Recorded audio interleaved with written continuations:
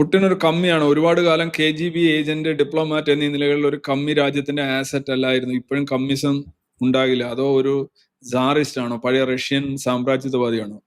Putin ഒരു പക്ക far right ആണ്. പുടിനെ എങ്ങനെയാണ് ഇവിടെ ആളുകൾ വിലയിരുത്തുന്നത് എനിക്കറിയില്ല. അതായത് പക്ക ഫാർ റൈറ്റ് ആണ് പുടിൻ. പക്ക ഫാർ റൈറ്റ്, വലത് തീവ്രവാദിയാണ്. നിങ്ങൾക്കറിയാം പുടിൻ ഈ LGBTQ-നോടൊക്കെ ഉള്ള പുടിന്റെ സമീപനം നിങ്ങൾക്കറിയാം? ഒന്ന് അടിച്ചു നോക്കൂ. പുള്ളി റഷ്യൻ ഓർത്തഡോക്സ് ചർച്ച് മതം, റഷ്യൻ ഓർത്തഡോക്സ് ചർച്ച്, ഇമ്പീരിയലിസം എന്ന് പറയുന്ന ഒരു എന്താ പറയുന്നത്, നമ്മളെ കൊളോണിയലിസം അല്ല, അതിനേക്കാൾ കുറെ കൂടെ കൂടിയ സൈസാണ്. ഒരു ഡെസ്പോട്ടിക് ഇമ്പീരിയലിസ്റ്റ് ആണ് പുള്ളി. റിഗ്രസീവ് ആണ് ഒക്കെ പറഞ്ഞു.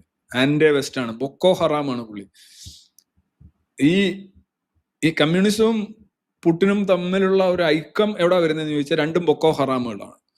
രണ്ടുപേരും വെസ്റ്റേൺ എഡ്യൂക്കേഷൻ, വെസ്റ്റേൺ മൂല്യങ്ങളെല്ലാം ഹറാമാണെന്ന് പറയുന്നതാണല്ലോ കമ്മ്യൂണിസം.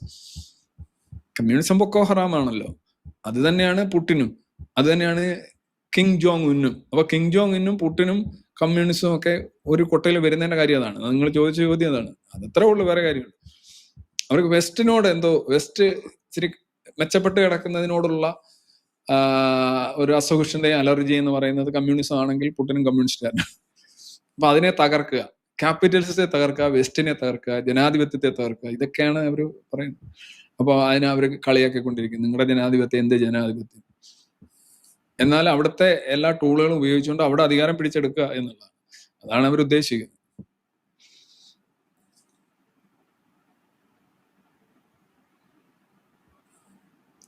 പുടിൻ കമ്മിയാണെന്ന്? പുടിന് കമ്മിയൊന്നുമല്ല. ഈ ഇൻ ദ സെൻസ് ദാറ്റ് കമ്മിയായിരുന്നു, KGB ഒക്കെ ആയിരുന്നു. പക്ഷെ അത് കണ്ടതാണ് കമ്മ്യൂണിസത്തെ എങ്ങനെയാണ് ഈ കിഴക്കൻ ജർമ്മനിയിലെ ജനങ്ങൾ എങ്ങനെയാണ് കമ്മ്യൂണിസത്തെ സ്നേഹിച്ചുകൊണ്ടിരിക്കുന്നതെന്ന് നല്ല രീതിയിൽ കണ്ട ഒരാളാണ്. പുടിൻ വരുന്നത് ബോറിസ് എൽസിന്റെ റൂട്ടിലാണ്. ബോറിസ് എൽസിന്റെ പ്രധാനമന്ത്രിയായിട്ടാണ് പുടിൻ വരുന്നത്. എൽസിൻ കൊണ്ടുവന്ന എൽസിൻ കമ്മ്യൂണിസ്റ്റ് ആണോ? അല്ല. എൽസിൻ കമ്മ്യൂണിസ്റ്റ് പാർട്ടിയുടെ മോസ്കോയിലെ ഹെഡായിരുന്നു, അത് ശരിയാണ്. പക്ഷെ ആ എൽസിനാണ് ഗോർബച്ചേവിനെ പിടിച്ച് ഒരു പൂച്ചയെ പോലെ ഇട്ട് അമ്മാനം അടിക്കൊണ്ടിരുന്നത് അവസാന ഘട്ടത്തിൽ കണ്ടല്ലോ. ഗോർബച്ചേവിനെ കൊണ്ട് എൽസിൻ ആ പ്രസംഗമൊക്കെ കിംബ ഇടയ്ക്ക് ഇടപെട്ട് തിരുത്തിക്കുന്നൊക്കെ ആ ഒരു രംഗമൊക്കെ യൂട്യൂബിൽ കിടപ്പുണ്ട്, നിങ്ങൾ അടിച്ചു നോക്കും. അതായത് എൽസിൻ ആന്റി കമ്മ്യൂണിസ്റ്റ് ആയിരുന്നു. കമ്മ്യൂണിസ്റ്റ് ആയിരുന്നു, ഇവരെല്ലാം കമ്മ്യൂണിസ്റ്റ് ആയിരുന്നു. എല്ലാവരും കമ്മ്യൂണിസ്റ്റ് ആയിരുന്നു ഒരു കാലഘട്ടം വരെ. എല്ലാവരും കമ്മ്യൂണിസ്റ്റ് ആയിരുന്നു. പിന്നെ അത് കഴിഞ്ഞിട്ട് അവർക്ക് തലയിൽ തേങ്ങ വീഴുന്നു, അവർ കാര്യങ്ങൾ മനസ്സിലാക്കുന്നു എന്നേ അതിന് പറയാൻ കഴിയും. എൽസിനും പിന്നെ ക്ലിന്റണും ഒക്കെ ആയിട്ട് നല്ല ടേംസ് ആയിരുന്നു. എൽസിന്റെ ഫുൾ കുടിയാൻ വർഗത്തിലായിരുന്നു അദ്ദേഹം. റഷ്യയിലെ ഏറ്റവും വലിയ പ്രശ്നം കുടിയാണ്. ഞാൻ വീണ്ടും റഷ്യ കുടിച്ച് നശിക്കുന്ന ഒരു രാജ്യമാണ്. അവിടെ പ്രത്യേകിച്ച് അവിടുത്തെ ചെറുപ്പക്കാരി, നമ്മളിവിടെ പറയുന്നു റഷ്യയുടെ ഏറ്റവും വലിയ പാനീയം വോഡ്ക എന്നൊക്കെ പറഞ്ഞ കവിതയൊക്കെ എഴുതുന്ന വോഡ്ക, ബാലചന്ദ്രൻ ചുള്ളിക്കാടിന്റെ ഒക്കെ കവിത എങ്ങനെയുണ്ട് വോഡ്കയെ കുറിച്ചൊക്കെ. ബാലചന്ദ്രൻ ചുള്ളിക്കാട് ഒക്കെ കവികളൊക്കെ ഭയങ്കര. പക്ഷെ റഷ്യയുടെ നിങ്ങളതൊന്ന് ഒന്ന് റിസർച്ച് ചെയ്ത് നോക്കുക. ആ യുവത്വത്തെ കാർന്ന് തിന്നുന്ന ഒരു അല്ലെ ഡെബിലിറ്റേറ്റ് ചെയ്യുന്ന ഒരു വൈറസ് പോലെയാണ് അവിടെ മദ്യം നിലവിൽ എന്നാണ് ഞാൻ മനസ്സിലാക്കുന്നത്. ഇത് അടിച്ചു കഴിഞ്ഞാൽ നിങ്ങൾക്ക് എന്താ സംഭവിക്കുന്നത്?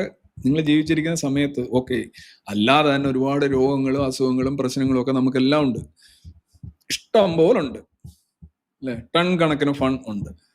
അതിന്റെ കൂടെയാണ് ഇത് ഉപയോഗിച്ചിട്ട് നമ്മൾ ഉണ്ടാക്കുന്ന കൃത്രിമം അല്ലെങ്കിൽ എന്താ പറയുന്നത് ബോധപൂർവം ഉണ്ടാക്കുന്ന പ്രശ്നങ്ങൾ.